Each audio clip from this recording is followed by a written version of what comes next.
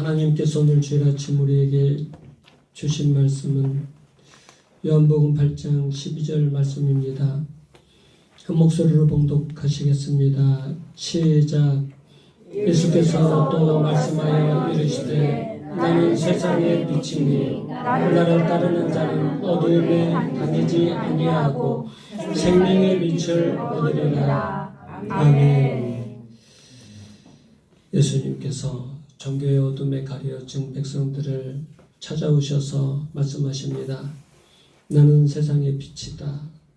저를 따라해 주시기 바랍니다. 나는 세상의 빛이다. 나는 세상의 빛이다. 나는 세상의 빛이다. 나는 세상의 빛이다. 그런데 빛은 종교가 아닙니다.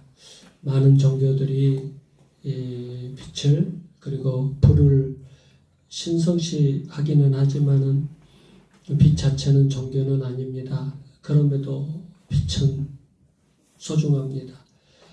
빛은 생명과 뗄래야 뗄 수 없는 관계에 있습니다. 우리는 빛이 없으면 살 수 없습니다. 오늘 8장 12절을 보면 예수께서 또 말씀하여 이르시되 나는 세상의 빛이니 나를 따르는 자는 어둠에 다니지 아니하고 생명의 빛을 얻으리라고 했습니다. 예수님께서 이 말씀을 하시기 전에 어떤 내용이 나오냐면 간음한 여인을 구해준 사건이 나옵니다. 바리새인들이 간음한 현장에서 붙잡힌 여인을 예수님께 데리고 와서 선생님은 이 여인을 어떻게 하시겠습니까? 모세의 율법에는 간음한 여자는 돌로 쳐 죽이라고 했는데 예수 선생이요 당신은 이 여자를 어떻게 하시겠습니까? 이렇게 시험했습니다. 이때 예수님께서 땅바닥에 무언가를 쓰시다가 계속 그들이 재촉을 하니까 죄 없는 자가 먼저 돌로 치라고 하셨습니다. 무슨 뜻입니까? 이 여자가 돌에 맞을 만한 짓을 하기는 했지만 너희들 중에 저 여인을 돌로 칠 만한 자격이 있는 사람이 있느냐? 만약에 있다면 그 사람이 가서 먼저 돌로 쳐라. 그런 뜻입니다. 모두가 죄인인 사람들에게 죄가 없으신 예수님께서 무언으로 말씀하신 겁니다. 땅에 글을 쓰시면서 선포하신 거예요. 죄인은 죄인을 정죄할 수 없다. 인간은 인간을 판단할 수 없다. 정죄할 수 없다. 그런 뜻입니다.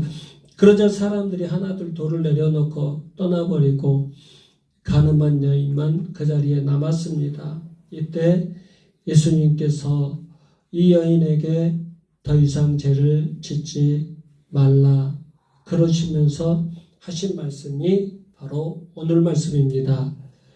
나는 빛이다. 나는 빛이다. 나는 세상의 빛이다. 아멘. 라고 말씀을 해주셨습니다. 아멘.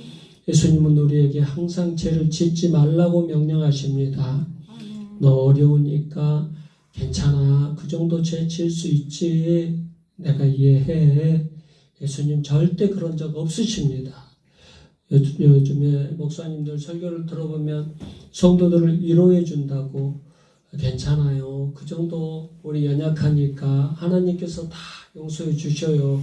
괜찮습니다. 그 정도 죄 짓지 않고 사는 사람 누가 있겠습니까?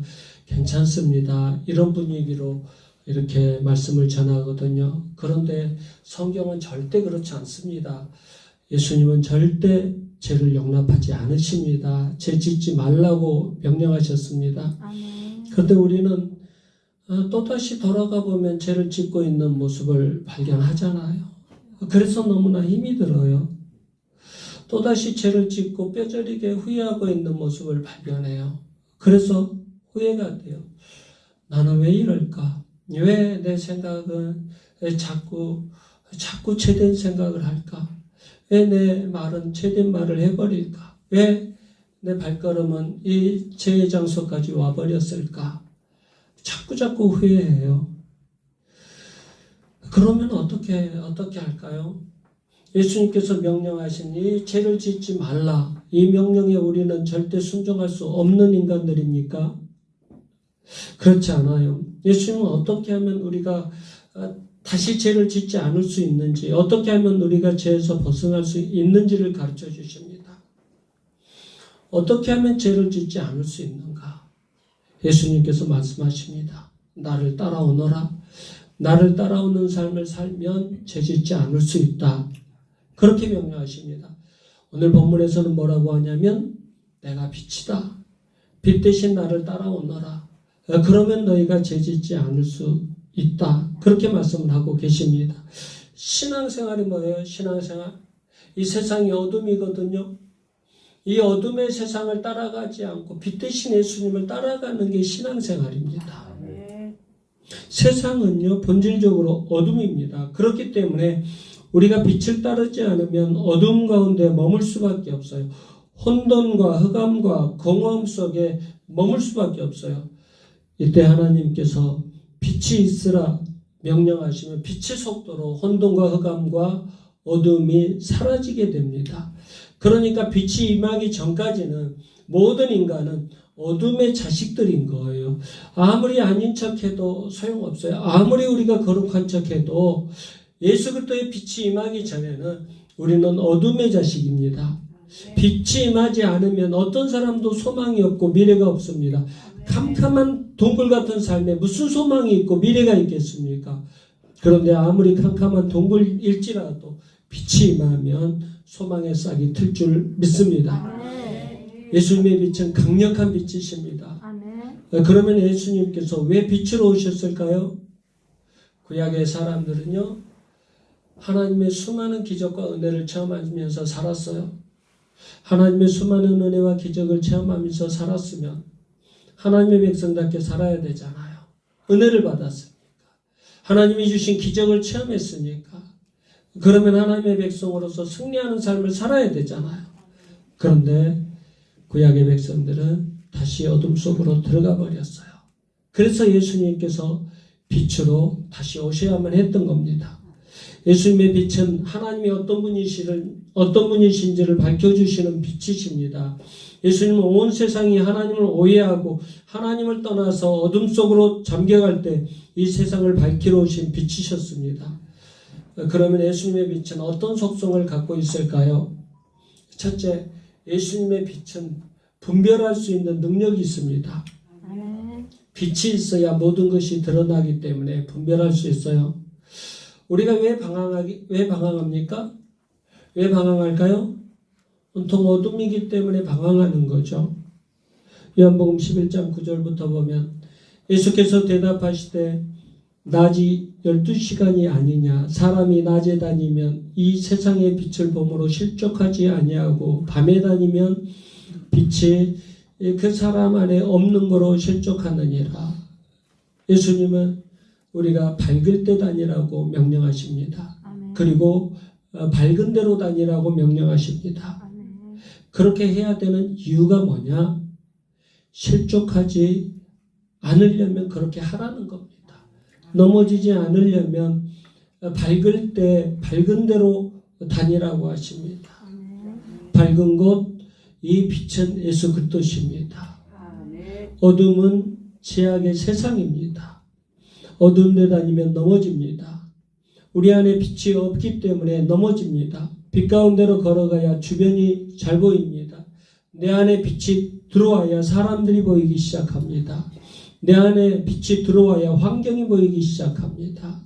실족하지 않고 바르게 걸어갈 수 있습니다. 둘째, 예수님의 빛은 소망의 빛이십니다. 빛 가운데 있어야 바르게 분별할 수 있고 그래야 바른 소망을 가질 수 있습니다. 어둠 속에서 꿈틀거리고 있는 것은 탐심과 야망입니다. 어둠 속에서 방황하는 사람들이 쫓아가는 게 뭐겠습니까? 탐욕과 야망입니다. 여러분, 왜 청년들이 어둠 속에서 밤새도록 춤추고 술 마시고 그런 삶을 살까요? 소망이 없기 때문에 그래요. 내 생명을 바쳐도 아깝지 않을 만한 그런 소망이 없어요. 내 일생을 다 바쳐도 아깝지 않을 만한 그런 소망이 없기 때문에 밤새도록 춤을 추고 밤새도록 술을 마시고 그렇게 사는 거예요.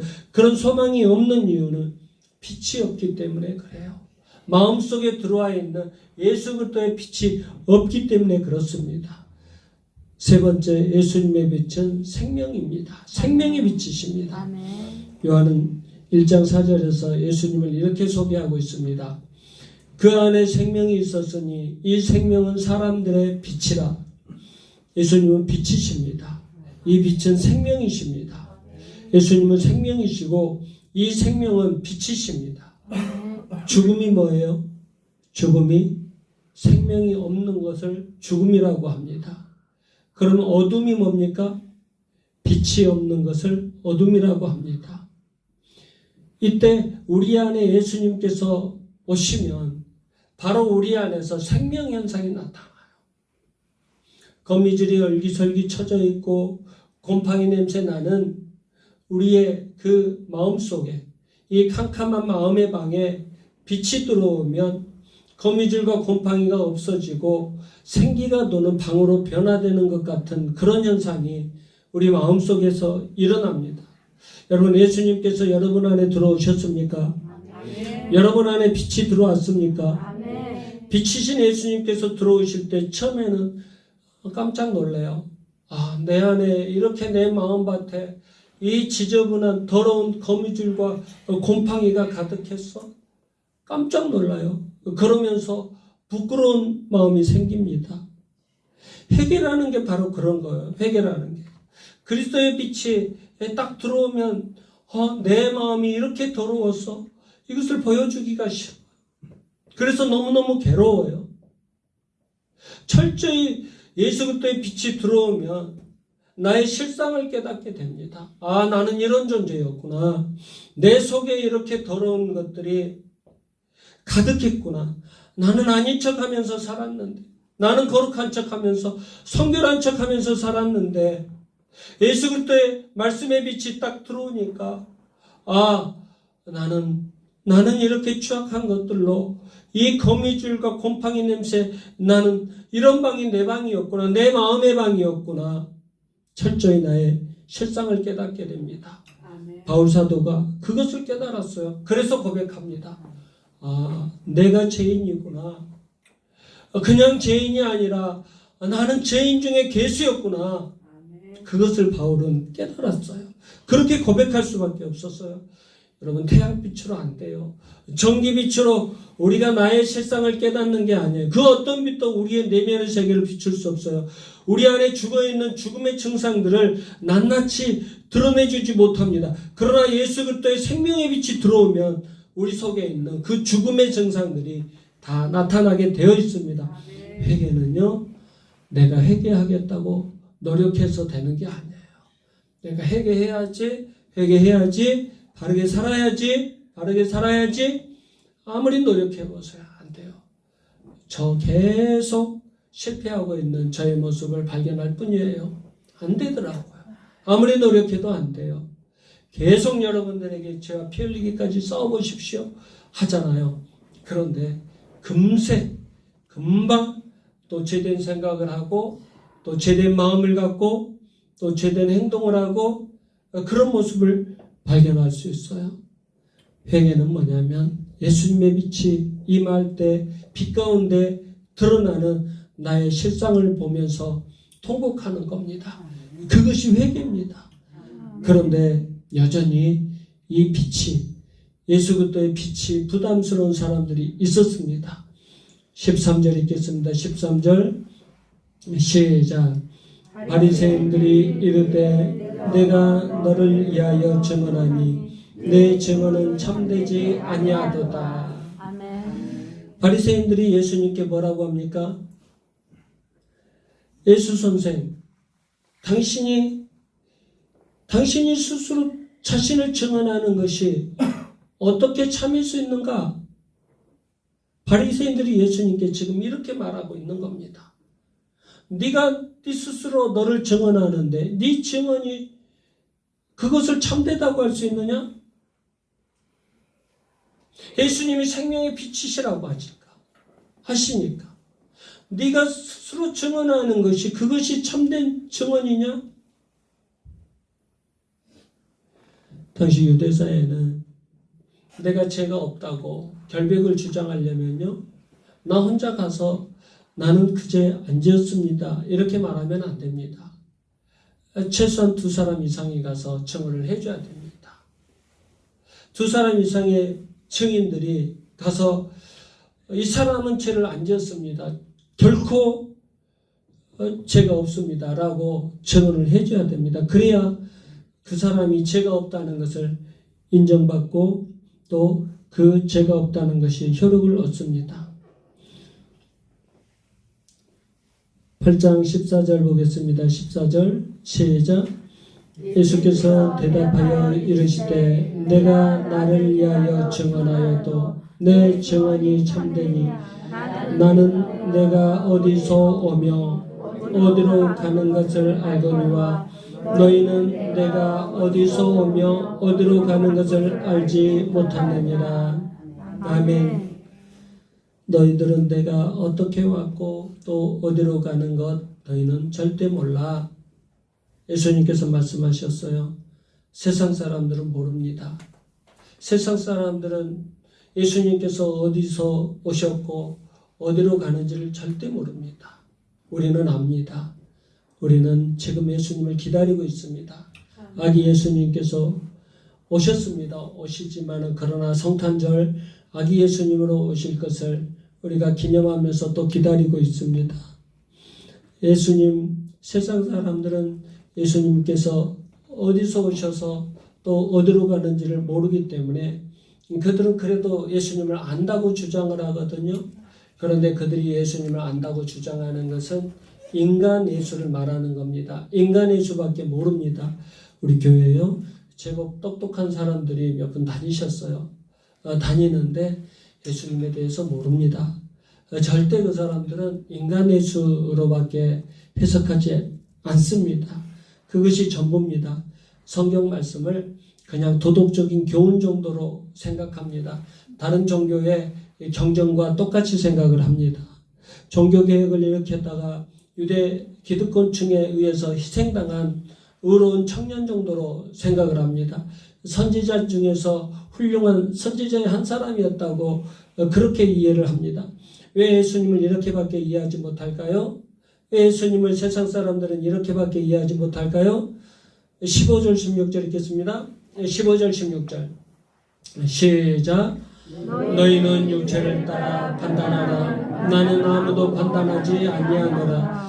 만일 내가 판단하여도 내 판단이 참되니 이는 내가 혼자 있는 것이 아니요 나를 보내신 이가 나와 함께 계시니라. 아멘. 왜 세상 사람들은 예수님을 이해하지 못하고 예수님을 알지 못한다고 하십니까? 육체적인 눈으로 판단하기 때문에 알지 못한다는 거예요. 육체를 따라 판단하기 때문에 예수님을 이해하지 못한다는 것입니다. 영적인 눈이 감겨있기 때문에 육체를 따라서 판단할 수밖에 없는 겁니다.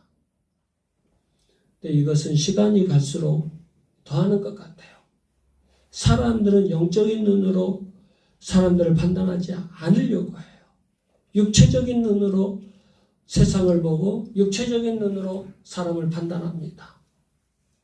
배운 것도 없고 가진 것도 없고 또 몸이 아프고 병들고 초라하게 다니는 사람들, 그 사람들 벌써 외모부터 보고 사람들을 무시하려고 합니다. 그 사람이 갖고 있는 외모와 스펙과 또 돈과 그런 것들을 보고 아, 그 사람 참 훌륭한 사람이야. 그 사람 대단한 사람이야. 벌써 이렇게 판단을 해버립니다. 교회도 마찬가지입니다. 교회 안에서도 벌써 이런 판단을 하는 겁니다. 외모와 스펙과 또 돈과 그런 것들을 가진 사람이 존중받는 그런 교회가 되어버렸습니다. 이건 예수님의 판단 기준이 아닙니다. 이것은 영적인 판단 기준이 아닙니다. 이것은 육체로 판단하는 것입니다. 예수님께서 절대 함께하지 않으십니다. 이런 판단 예수님의 판단이 아닙니다. 예수님은 아무도 판단하지 않는다고 하셨습니다. 예수님께서 만일 판단하여도 예수님의 판단이 옳은 이유는 예수님을 이 땅에 보내주신 하나님과 함께 판단하시기 때문에 당신의 판단이 옳다고 말씀하고 계십니다. 15절 16절 보면 판단이라는 말이 4번이나 나옵니다. 같은 표현이 마태복음 7장을 보면 비판하다라고 번역이 되어 있어요. 비판을 받지 아니하려거든 비판하지 말라. 너희가 비판하는 그 비판으로 너희가 비판을 받을 것이요 너희가 헤아리는 그 헤아림으로 너희가 헤아림을 받을 것이니라. 판단이나 비판은 헬라어로 크리노라는 단어를 씁니다. 생각의 기준이나 관점이라는 뜻입니다. 그러니까 무엇을 기준으로 살아가느냐라는 뜻입니다. 이것을 바탕으로 해서 예수님의 말씀을 다시 보면 이런 말씀이 되는 겁니다. 나는 사람을 볼 때 겉모습을 기준으로 해서 평가하지 않는다. 나는 아무도 그런 관점으로 보지 않는다. 나는 내 관점이 아니라 반드시 나와 함께 계신 하나님의 관점을 가지고 하나님과 함께 판단을 한다. 이런 뜻이 되는 겁니다. 그리고 예수님은 당신의 판단이 왜 참인지를 다시 설명해 주셨어요. 17절 18절 다 같이 읽겠습니다. 17절 18절 시작. 너희 율법에도 두 사람의 증언이 참되다 기록되었으니 내가 나를 위하여 증언하는 자가 되고 나를 보내신 아버지도 나를 위하여 증언하시느니라. 아멘. 여러분이 세상 살면서 자기 자신을 증언할 수 있습니까? 증언할 수 있으세요? 나다. 세상 사람들이 홍해일 집사, 나 홍해일이에요. 이렇게 말한다고 어디 경찰서에 만약에 가셨다면 저기 동사무소 가셔서 나 홍해일이에요. 저 시흥 살아요. 그렇게 하면 그 동사무소 직원이 뭐라고 할까요? 뭐라고 할까요? 모른다. 나 당신 처음 보는데요? 모르겠는데요? 뭐가 필요하세요? 동사무소 직원은 무엇을 가져오라고 할까요? 주민등록증을 가지고 오라고 하겠죠.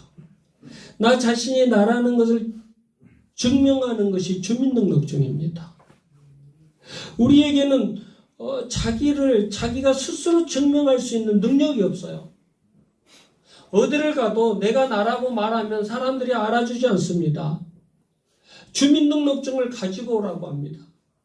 그러니까 나라가 나를 대신해서 나를 보증해 주는 거예요. 인간은 이렇게 자기의 증언이 참이라는 것을 증명하기 위해서 다른 누군가의 증언과 증거가 필요해요. 여러분, 하나님께서 모세에게 당신의 이름을 뭐라고 설명하셨습니까? 나는 스스로 있는 자니라.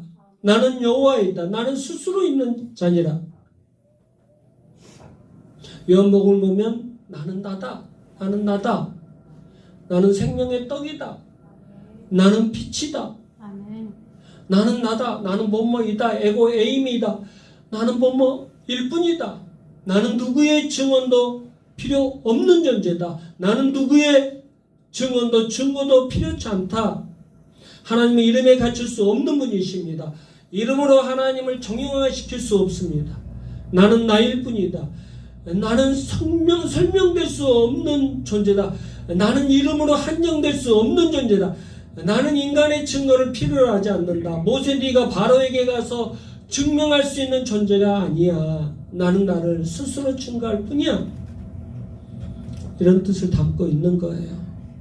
그러면 예수라는 이름의 뜻이 무엇입니까? 하나님은 구원이시다. 하나님은 구원이시다. 인간의 그 어떤 것으로도 제한을 받지 않으시기 때문에 인간을 구원하실 수 있는 겁니다. 그런데 인간들은 자꾸 하나님을 이름에다 가둬놓고 자기가 해석을 하려고 해요. 하나님은 이런 분이야.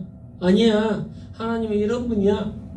또 교단마다 또 그러잖아요. 장로교는 하나님은 이런 분이야. 성결교는 하나님은 이런 분이야. 선복음교는 하나님은 이런 분이야.